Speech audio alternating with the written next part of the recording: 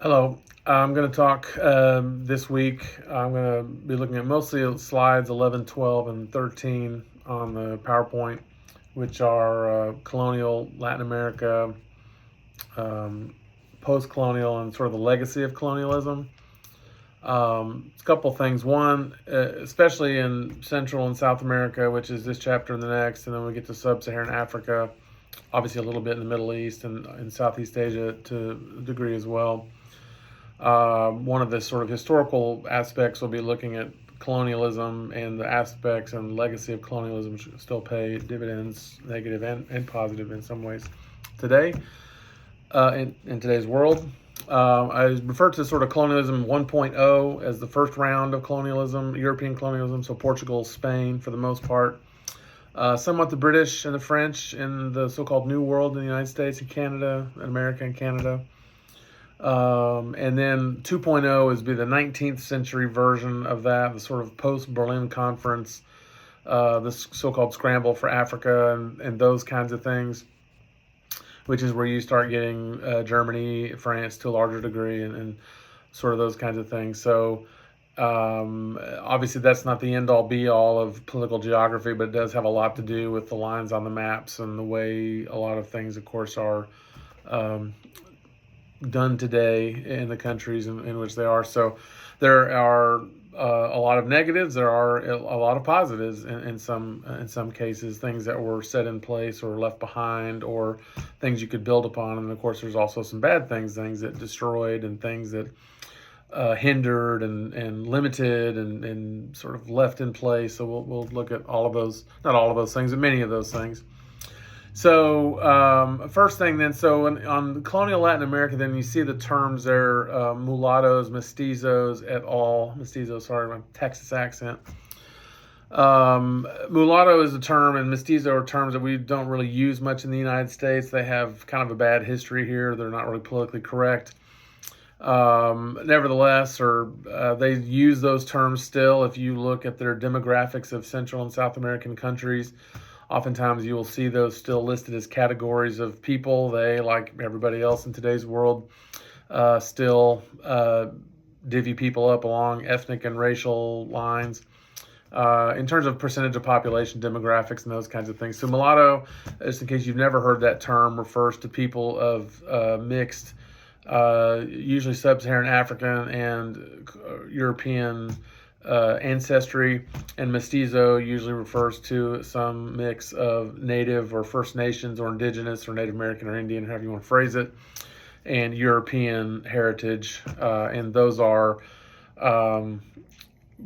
commonly used in Central and South American countries as you know, and then some are sort of more Eurocentric, some are, that sort of thing. So as you look at the various slides of different countries or the various chapters on some different countries in the textbook, and I forgot to post a link in the website, but the D2L, the CIA World Factbook, is a really good source of just sort of very good information on a lot of countries. Not all of it is sort of U.S. centric. It's economic, political, transnational, lots of sort of good sort of one-stop shopping.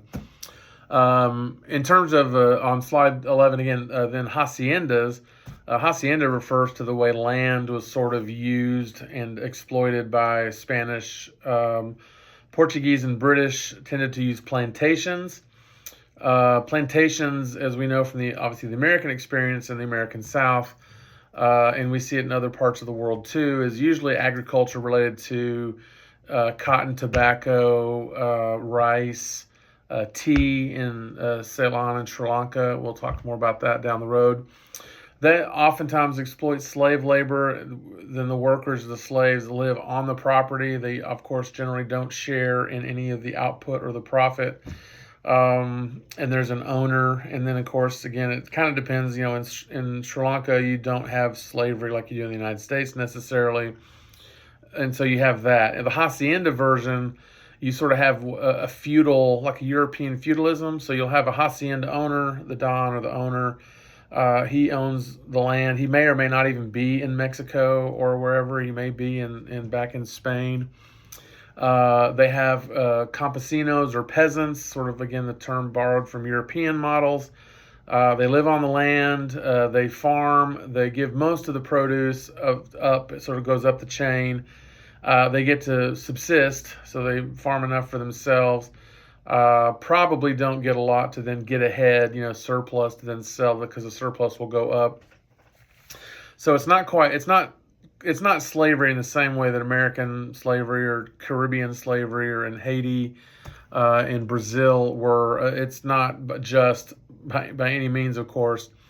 But that's that feudalism. Land alienation, then what that does is it tends to, over time, of course, separate the people from the land.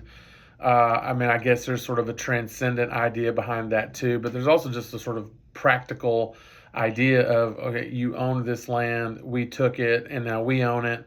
And then not only do you have to work it, but you don't get to benefit from it. You don't get to develop it. You don't get to sort of make your own thing.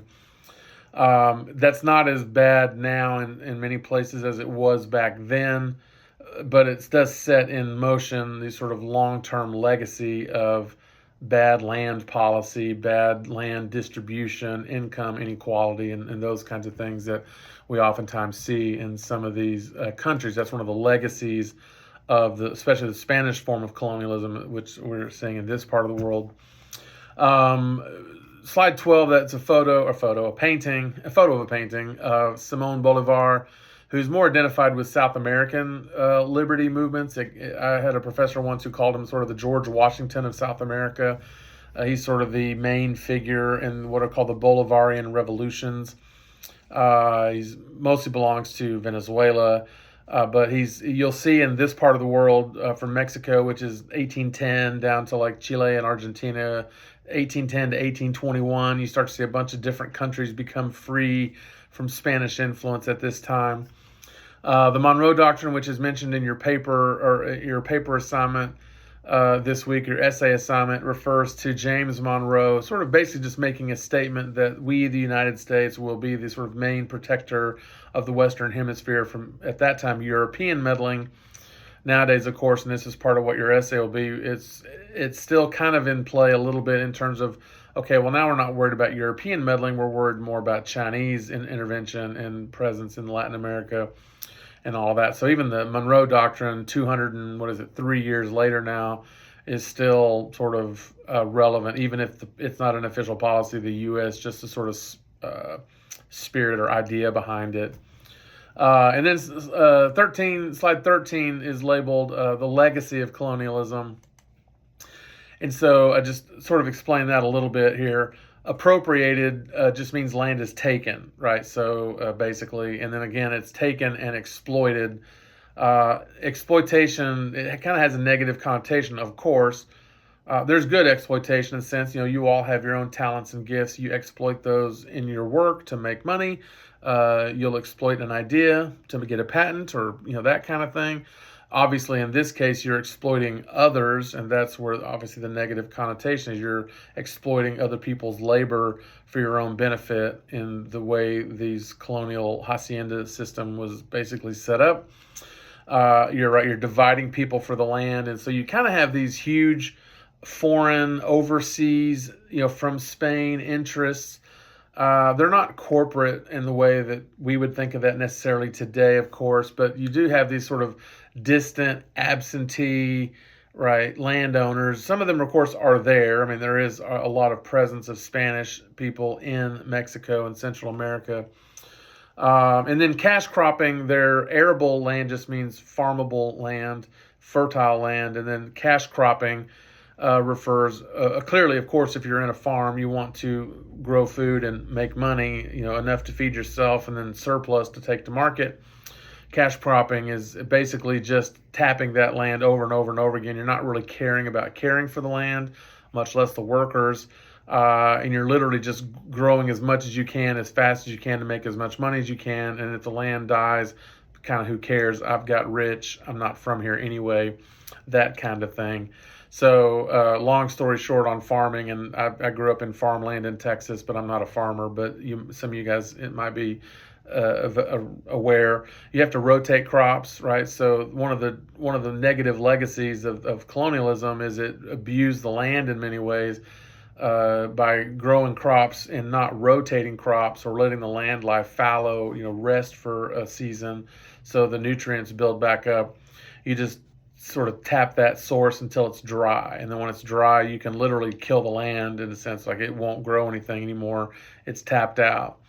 That's cash cropping. So you've made your money and then you move on to the next, right? So again, no long-term investment, short-term exploitation. Alienation, again, means sort of removing people from the land. So the long term there, that can trigger things like famine. Famine is not just hunger, but long-term hunger. And famine is, even not just hunger in a family, but it spreads out further, almost like a sickness epidemic versus a pandemic. Famine is larger, spread out. Bad land policy can do that. We see that triggered sometimes on purpose in the Soviet Union, and that'll be an assignment you'll have down the road. We'll talk about Ukraine and the Soviet Union. Mao and China did that on purpose. You can also trigger famines by incompetence, ineptitude, lack of care. It also triggers poverty. In the Western mindset, generally speaking, one of the sort of engines of liberty is land ownership, property ownership. And so persistent poverty oftentimes in people who don't own land and don't have control over the land to do what?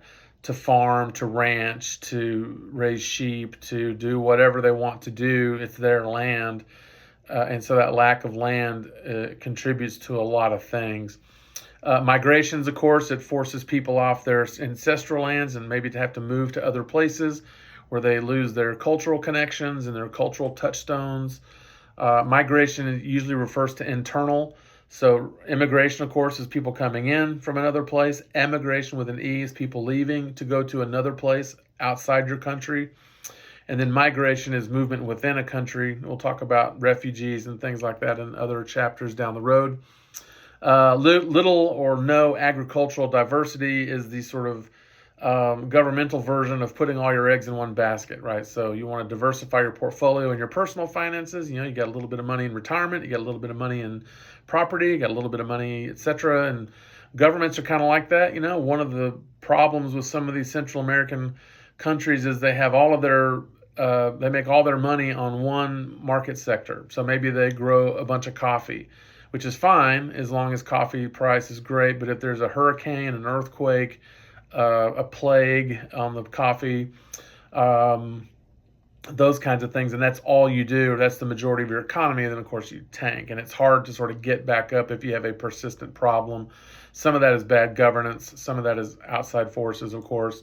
But that can be a legacy because the cash cropping might have said, okay, well, this is all we're going to do. We're going to do one thing, and that's it. So the Spanish, way back in the day, didn't really develop or invest or leave behind sort of complex economies.